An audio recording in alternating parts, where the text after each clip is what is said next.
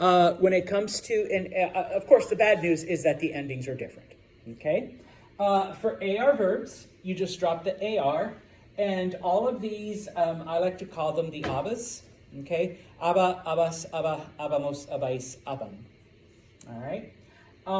For ER and IR verbs, good news, they are identical, okay? So you only have to memorize two endings. Ia, ias, ia, iamos, iais, ian. All right. Now, the only issue is that for ER and IR verbs, that I has an accent on all of them. All right. Up until now, we've dealt with, okay, accent on the yo form or accent on this form. All right. In this case, though, it's on all of them. All right. And then that's it. Okay. Of course, you do have these. Ir and ser are always irregular, just as an FYI, in pretty much most tenses, all right? Not all of them. So obviously with these, you just have to memorize them. So ir, iba, ibas, iba, ibamos, ibais, iban, okay? For ser, era, eras, era, éramos, erais, eran, all right? And then ver, which means to see or to watch, veía, veías, veía, veíamos, veíais, veían. Okay, now, it has been pointed out a few times by students.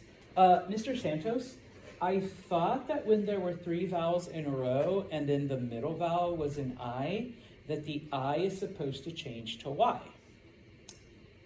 The verb ver in the imperfect is the exception. Okay, that's because the I has an accent mark, all right? And that's actually the exception no matter what. If the I has an accent mark, then you don't change it to Y, okay? So, leyó, all right, because it's L-E-I-O, there's no accent on the I, the accent's actually on the O, then you change that I to a Y. Here, because the accent mark is on the I, okay, you basically leave it the way it is, all right? So that's the exception. Ooh, you guys got your first Spanish exception, okay? Boom, all right? If you guys take more Spanish, like wherever you end up transferring, you'll learn more exceptions, but this is your first, I know, Brookie's excited. All right, ooh, first exception, okay? Oh, and here's the unicorn of Espanol. You will never see this in the wild, or maybe, but 4 vowels in a row. This gets language nerds like Santos kind of excited, all right? Because it's like, you don't see that. Like Katie's laughing. Yes, I know, I'm a dork. You don't see that hardly at all. This is like the one time in Espanol where you will see a verb with 4 vowels in a row, okay? Yeah, that doesn't happen in the wild. We have to make up words, okay? So, aba, abas, aba, abamos, abais, aban, ia, ias, ia, iamos, iais, ian, and then just 3 irregulars, and that's it, okay? Nothing else, all right?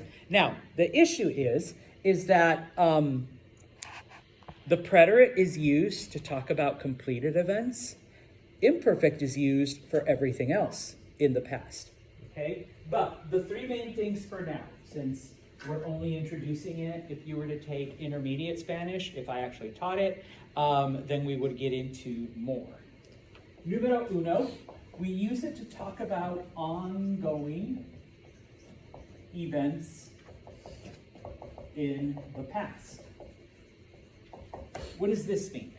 If I say, for example, last night I was talking to Shuya.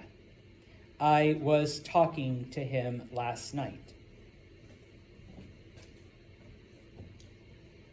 By the nature of the sentence structure, that conversation didn't end. Obviously it did, because we're in the present, all right? And not to get too techie, to like sci-fi, but back then, the conversation is still going on.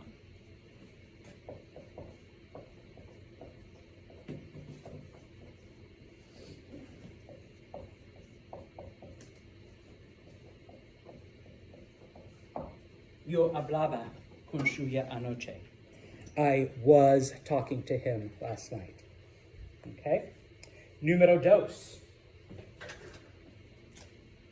Let's do a blue pen. Habitual actions in the past. Things you used to do is a clearer explanation.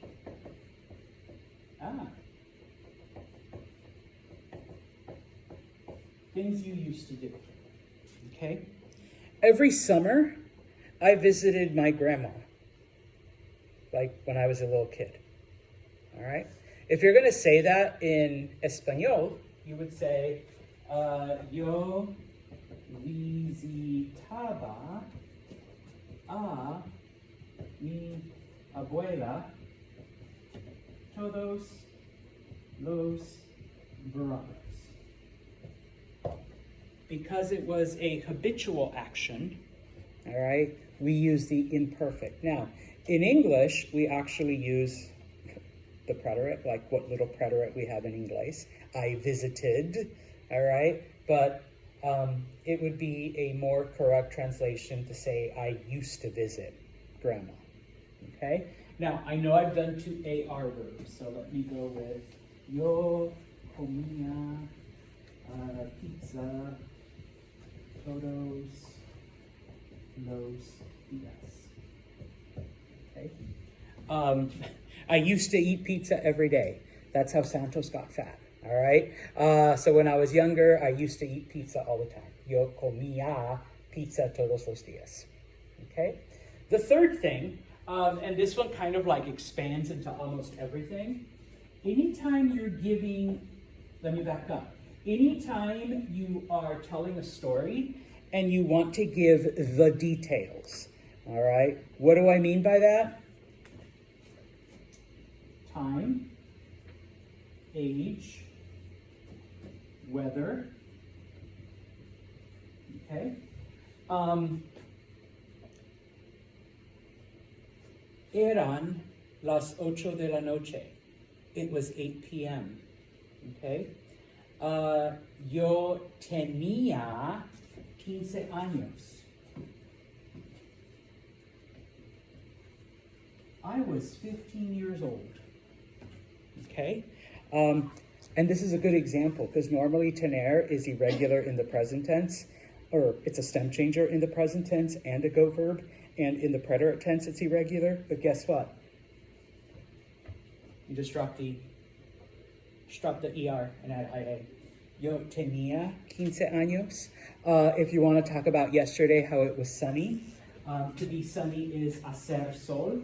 So you would say, hacía sol.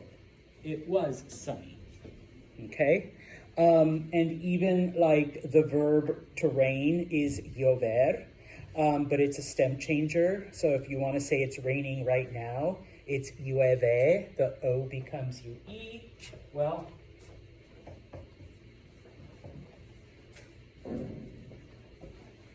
yesterday it was raining. Llovía ayer.